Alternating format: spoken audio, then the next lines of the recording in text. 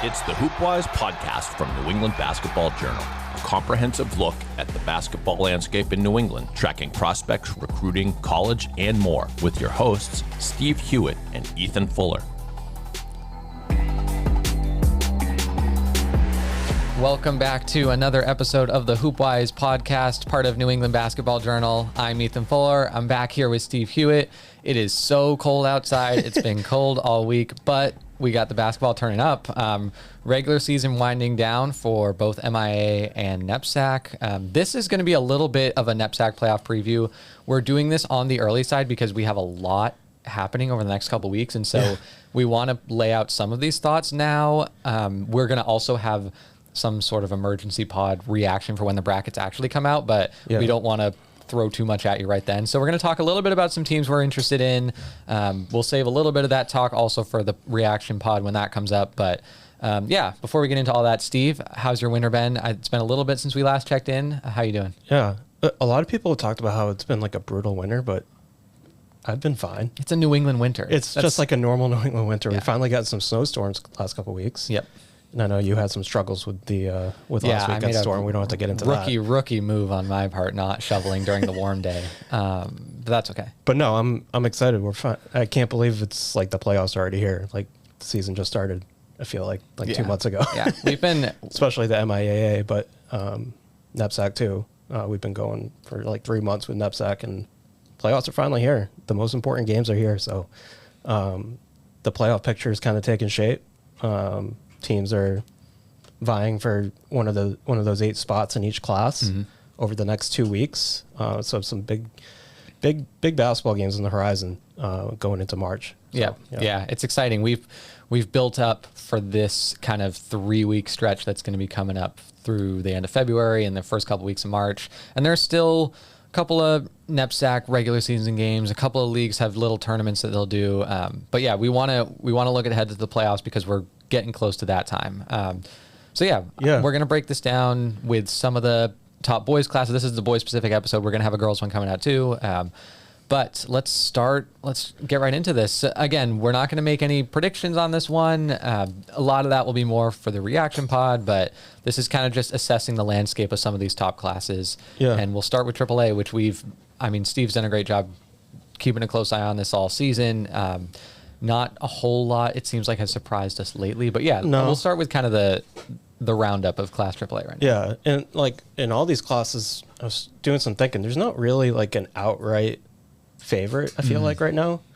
You have your handful of favorites in each class, but there's no, like, for me, no like clear runaway like front runner in any of these classes. Yep. And we'll talk about Cushing and AA. They're probably the closest thing to that of any of the top 4 classes that we cover regularly in AA.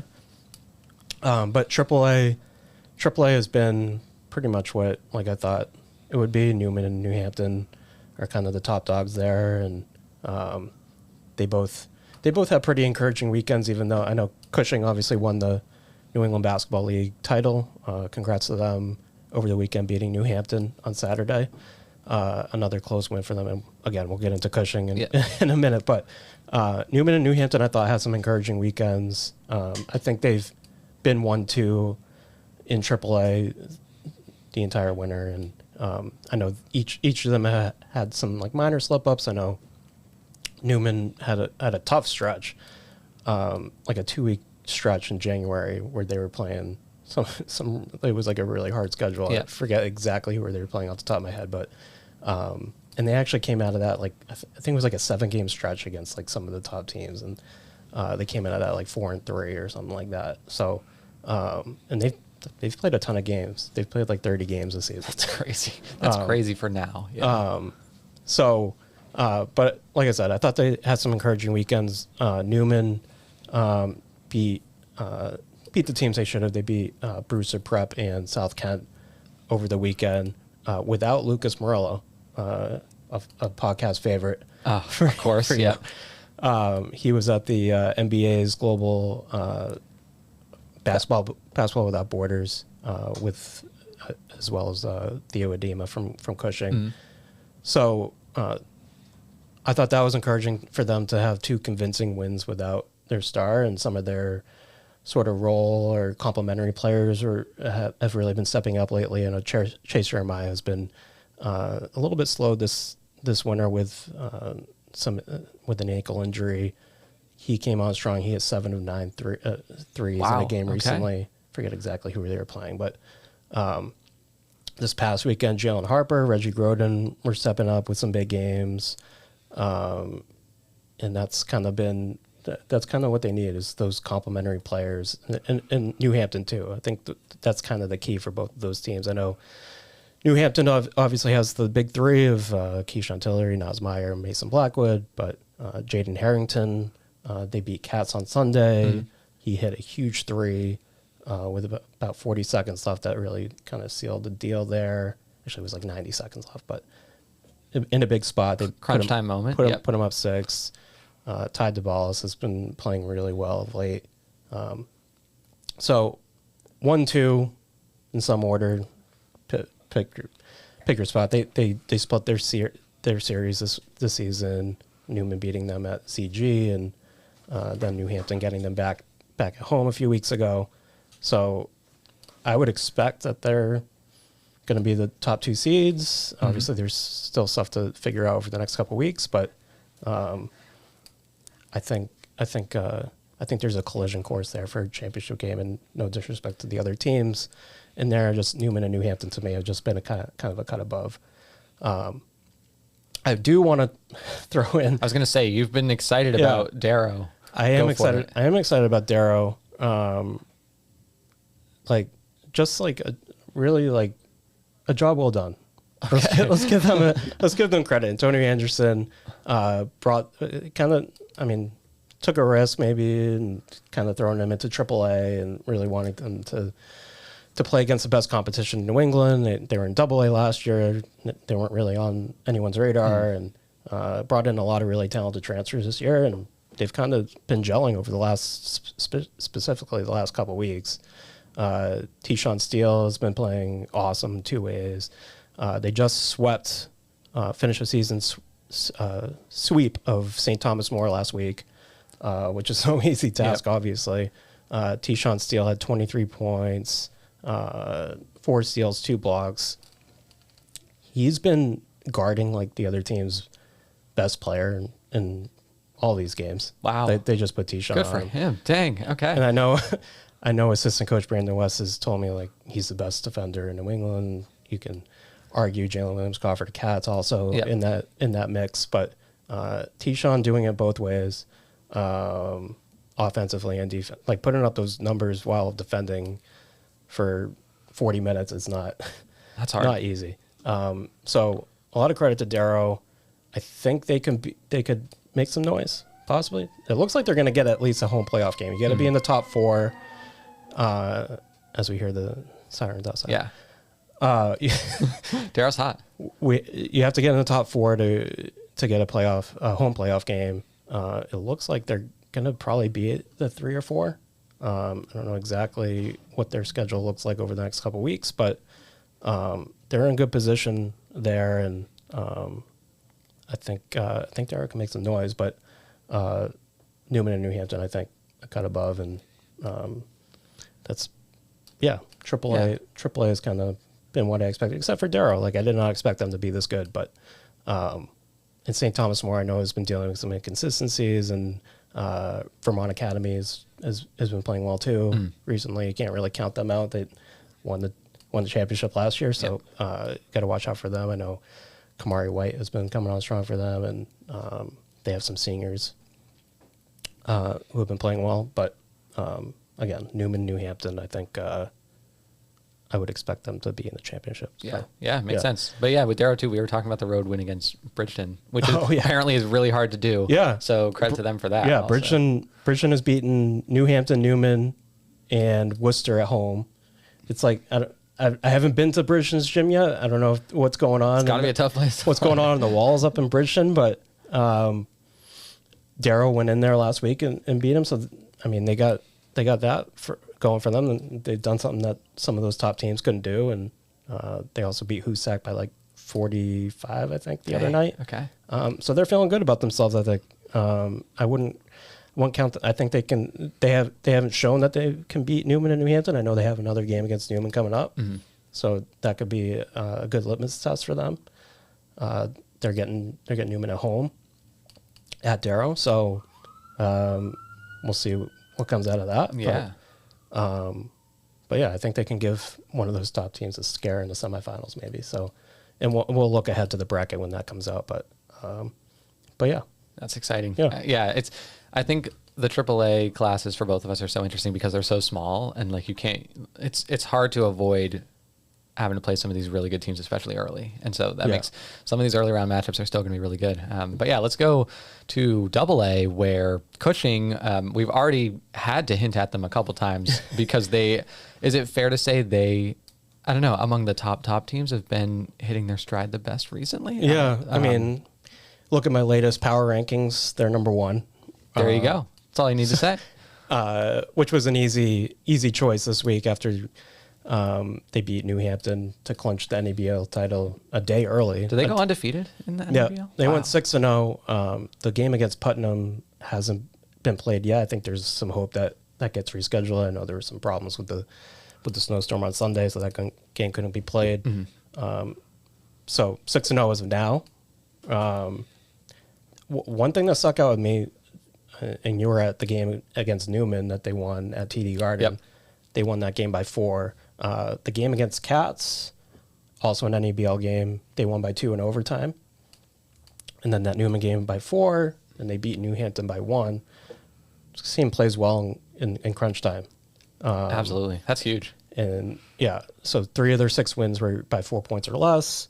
A lot of factors go into that. I was talking to James Cormier, the head coach, the other day.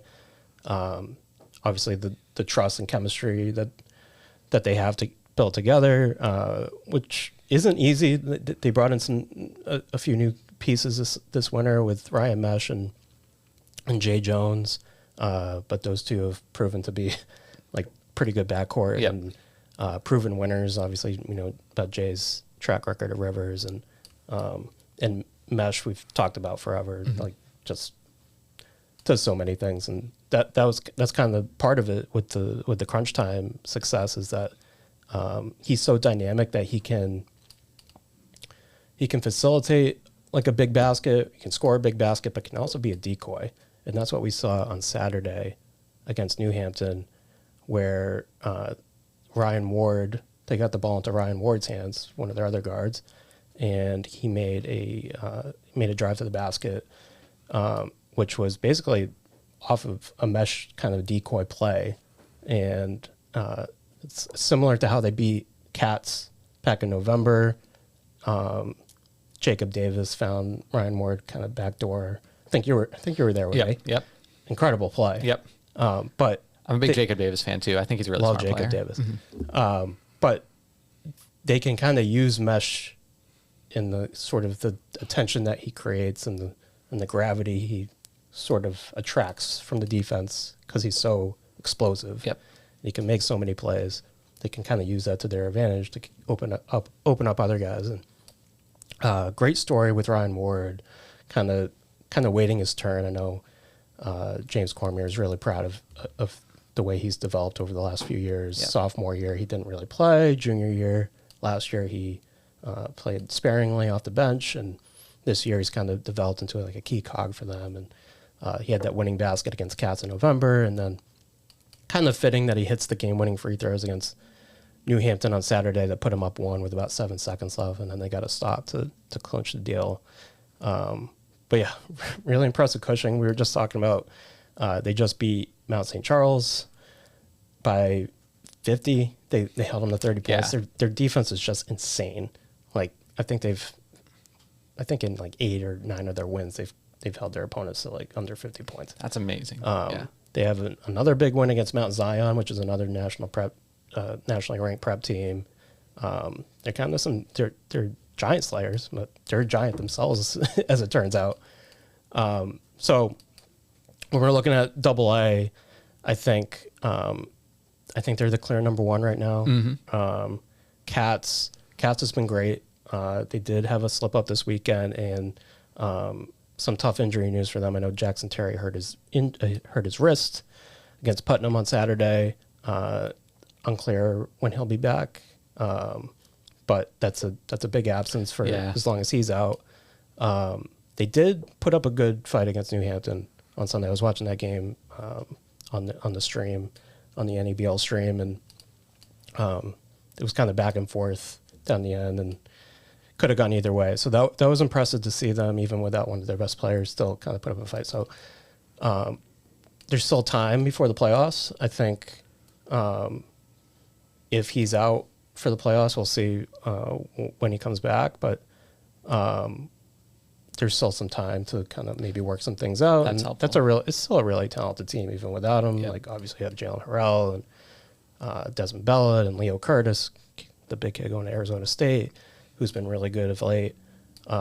So I think that's still kind of 1-2, similar to AAA, kind of obvious 1-2s, Cushing Cats. But the door, I think, is slightly cracked with that Terry injury for like the Worcesters and the Northfield Mount Hermans and even St. George's to maybe slip in and cause some noise maybe. Okay. Yeah.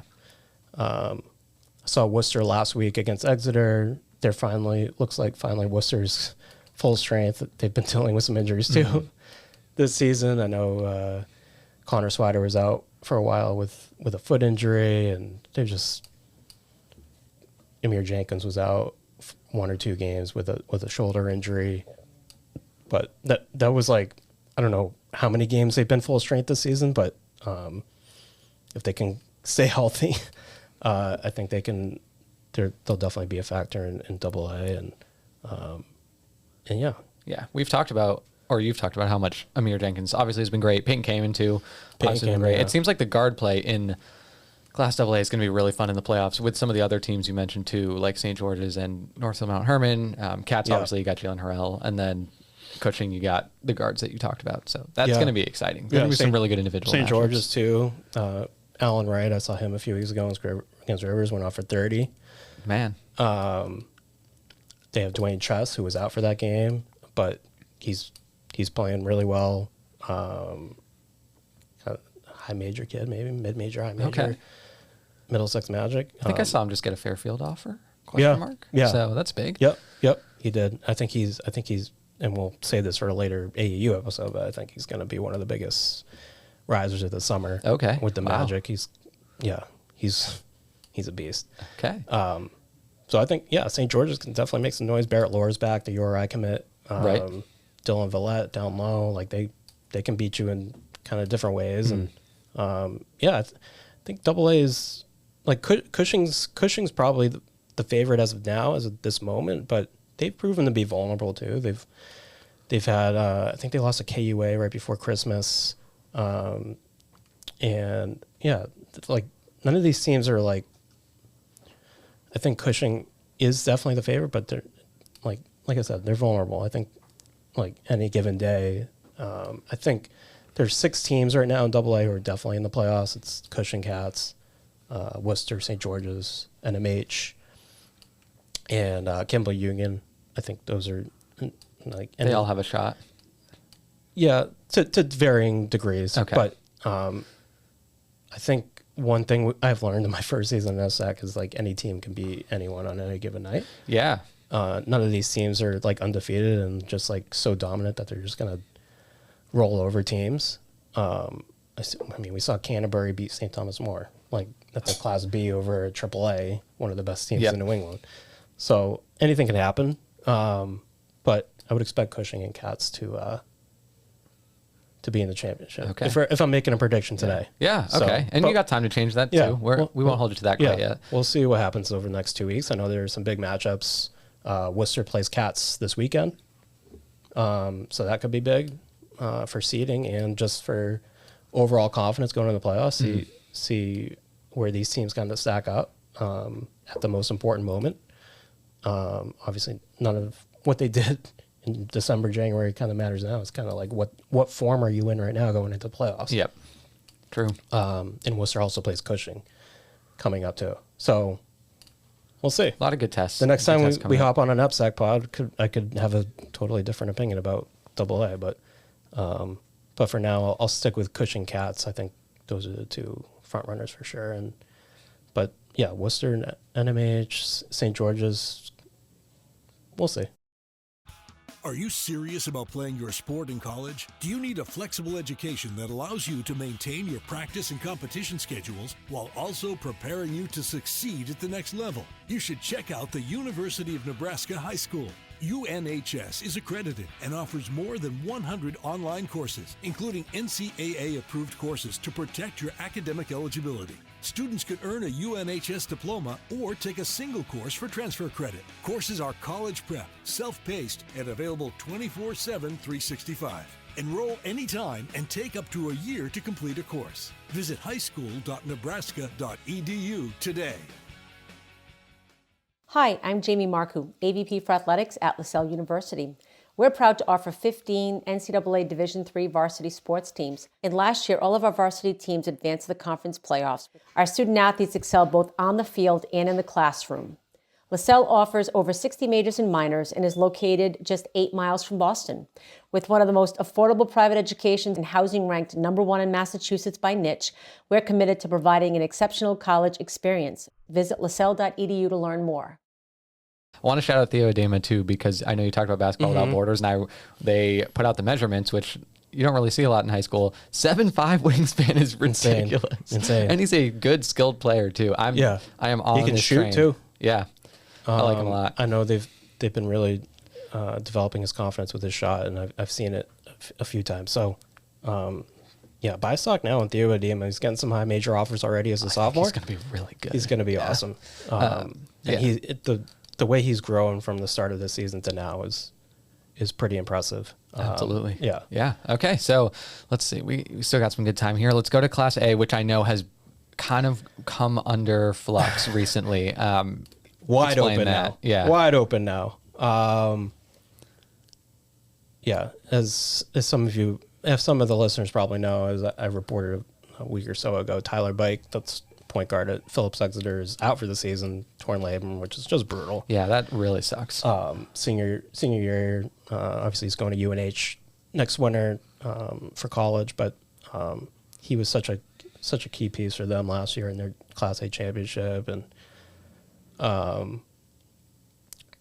any injury like that just sucks, but especially him.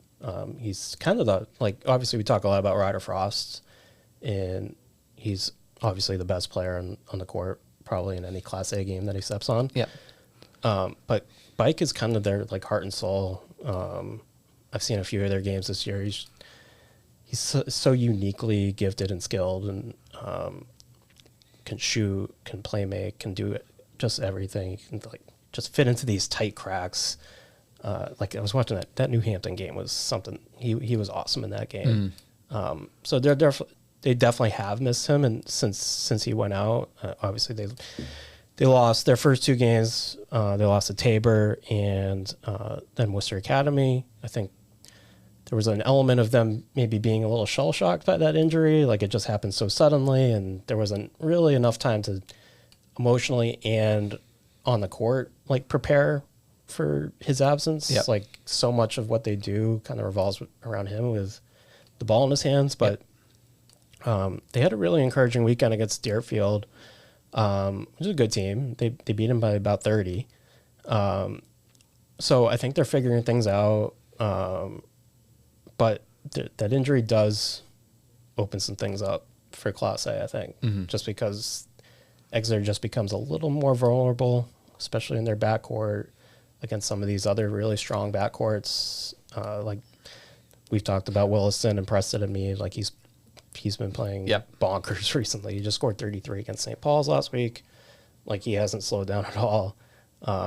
So some of these teams are going to maybe even have an advantage now in the backcourt without Bike. And but Exeter's figuring some things out. I know Luke Soden has stepped up his game even more. He's an uncommitted senior from New Hampshire, from your my neck of the woods. Your neck of the woods.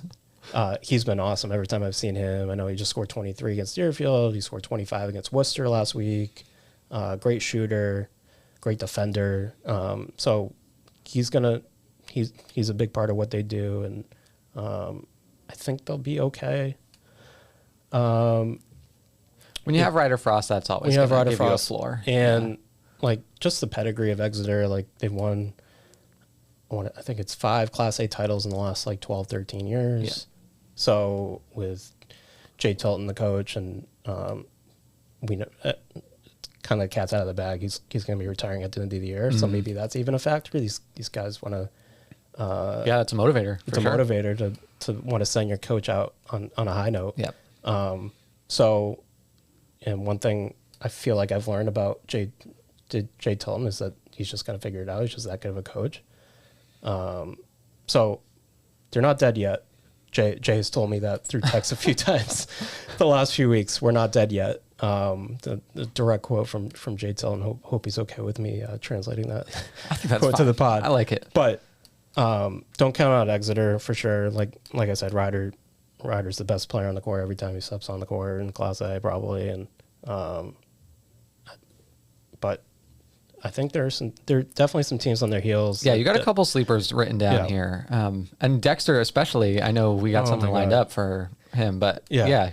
Dexter has been, I think even maybe Matt Droney, their first year coach, is maybe even a little surprised with how good they've been in his first year with just bringing in some new talent, and you just never know how it's going to go year one. Like this team hasn't like really been a factor the last few years since they've joined Class A. I think they joined Class A in like 2020, so it's been like 3 or 4 years, but they haven't really been like a big factor. Mm-hmm. They just missed the playoffs last year, and I know their goal coming in this year was just make the playoffs. And now you look at them; they're a top 4 seed. They're 18-4. They've won 9 in a row. Impressive. They have some really good wins. They just beat Tabor. They beat Loomis Chaffee on the road. Dexter is like, got to give some credit to them. Like, I did not expect them to be this good this quickly, and I think they're gonna be a problem in the playoffs. Especially one of my favorite players this winter has been Malik Adamson, and producer Dave, I'm gonna have you cue up this video of this incredible play that he made against Tabor over the weekend to seal the win. This is like a wild play. So Dexter's up 2 here in the final seconds at home here. Just a kind of a wild scramble, and Tabor goes up for a game-tying dunk here. And Malik Adamson, leap is insane. Yeah. And just to remind folks, he's a 5'11" sophomore getting up like that. And but that's just like what Malik Adamson has been doing this season. Another one. Oh, yeah. God. Incredible play. And you can see he's fired. He was really fired up. I saw another angle where the student section was going crazy after that. Mm-hmm. So for the listeners at home, who got the well, you probably don't know the player's name. With like 2 seconds left, some player grabbed an offensive rebound and looked to have a clear path. Yeah, I think it was Sage Baptiste for Tabor. And yeah, he looks like he has a wide open layup. Like Malik just comes out of freaking nowhere. And a completely clean block, it looks like. Yeah, clean. Yep. I think there was maybe a little controversy that there might have been a foul on the initial drive there. There was some contact down low right under the rim. But the refs deemed that kind of a no call, like right here. And both players kind of go to the ground and the ball just goes flying. Let them play. Let them play. Final seconds. Tabor probably could have got some free throw there. Well, but that's just how the cookie crumbles. But the block part is, oh my God, that was unbelievable. But yeah, Malik has been insane. Sam Hughes has really come on strong lately too. He's the kid going to BU. Your alma mater. Oh yeah, your future star, Sam Hughes. Let's go. Want to give a shout out to Will O'Connor, one of Dexter's seniors. Last week he averaged 14 points and 5 rebounds, 3 assists. Big week for him. So it's all kind of coming together for Dexter. I think they're going to be a problem, like I said, in the playoffs. And my God, Malik Adamson has just been awesome. I saw him against Nobles a week or 2 ago, and just makes so many tough plays on both ends. Yep. And surefire D1 kid. You can say what you want about his size. I know he's 5'11", probably has some room to grow. He's still pretty young. But one of the most fun players. He's just relentless defensively, just like a bulldog defensively. He's just gonna and like I said, with the injury at Exeter, they ended up matching up in the playoffs against, I don't know, maybe Malik has a field day against Exeter's guards. I don't know. We'll see. There's still a few weeks left before we figure out what the matchups are going to be, but I love Dexter and what Matt Droney's done in year one there. Yeah, it's really impressive. Especially, a lot of this, it seems like, is based around youth and not a lot of like natural size or anything. So that's really cool. We got a couple quick minutes here. So we want to get to Class B. I know arguably the most impactful return has been Andrew Alexienko at Rivers. That changes a lot of this picture, but quick synopsis of where we're at with Class B. Quick Class B take. Canterbury and Millbrook have kind of been at the front for most of it. Pomfret too has been good. Millbrook actually just beat Canterbury the other night, so that was a big win for them. But I have a hard time not picking Rivers, especially with the Alexienko return. He, for those that don't know, he missed 17 games with 2 wrist injuries. I didn't realize it was 2. Yeah. Dang. So, I think it was a fracture on one and maybe just a sprain on the other. I forget exactly what the exact diagnosis was, but he got injured in the 3rd game, and I think you saw him when we went to the Rivers Brewster game, their season opener. He was awesome in that game. He was unbelievable to start the season. That was such a huge loss for Rivers, and I know they started 0-6, and they kind of rebounded nicely without him and started figuring things out. Ryan Altman, Robbie Fiore have been both like fantastic. Some of the games that they've had, Robbie has been shooting I'm not going to swear, but shooting the crap out of the ball, 5-6 threes a game, and Ryan Altman's putting up near triple-double numbers. I saw like a 32 and 20 game. 32, 20, and 9 with like 5 blocks too. That's crazy. Like, okay, Ryan. Yeah. But yeah, he's been amazing. And then, so now you add Alexienko, another D1 player. He's going to Colgate. He just adds a different dimension to what they do, especially inside, the toughness that he brings that they didn't have, that they couldn't really replace without him. Yeah. And he had a good return, 12 points, 12 rebounds. I was there. They beat Brooks by 25. So I think it might take a few weeks, which kind of fortunate timing. I didn't think he was going to come back. I wasn't sure if he was going to come back, but to come back 2-3 weeks before the playoffs start, I think will be a benefit as he kind of gets his legs back and gets his rhythm back with the team, because this is a Rivers starting 5 that hadn't really been playing with each other at all this year. So for them to get a few weeks to kind of come together and get some rhythm going into the playoffs, I think will be big. And we'll see. Again, we'll see what the matchups are when the brackets get released, but I'm going to have a hard time not picking Rivers to 4-peat in Class B, given full strength, given the full strength and the boost that they get with Alexienko, because just the way he was playing at the start of the year, if he can even get back to like 80% of that form, like it's going to be tough to stop them, I think. Yeah, I agree. I've said this multiple times. I don't know if I've said it on the podcast, but he is such a Colgate player. As someone who's watched Colgate destroy the Patriot League over and over, he is such a good fit and such like a good versatile 4, small ball 5. Yeah, like, he can just do everything. Really good. Yeah, he can take you off the dribble. He's at 6'8". He's just a matchup like a nightmare, and he's a monster rebounder. He's gonna get in your face a little bit, get you off your game, and I love that. He has that edge to him that you kind of need when the games get bigger like this this late in the season and when you get into the playoffs. So absolutely. So yeah, early prediction. I know we said no predictions, but I really like Rivers right now, and the vibes are good right now with everyone full strength. Yeah, definitely. So, all right, I think that kind of wraps it up. I'll give you a kind of general floor. I know we're going to be again doing this kind of again in about 2 weeks with more specific thoughts and actual predictions. But any kind of general thoughts as we hit this home stretch of the regular season? No, not really. I kind of hit on what I wanted to hit on, I think. But yeah, like I said, some big games over the next few weeks to determine seeding, and I know especially in AA, there are 2 or 3 teams fighting for those last couple spots. We didn't even get to like Lawrence and Wilbraham. But I think they play next week, which could be a big game for playoff seeding and playoff qualification. So a lot to look forward to over the next few weeks, and we'll have it all covered for you at basketballjournal.com. Yeah, we will. You should look at, well, we're not going to show you our content plan, but you should see our content plan. It's kind of insane.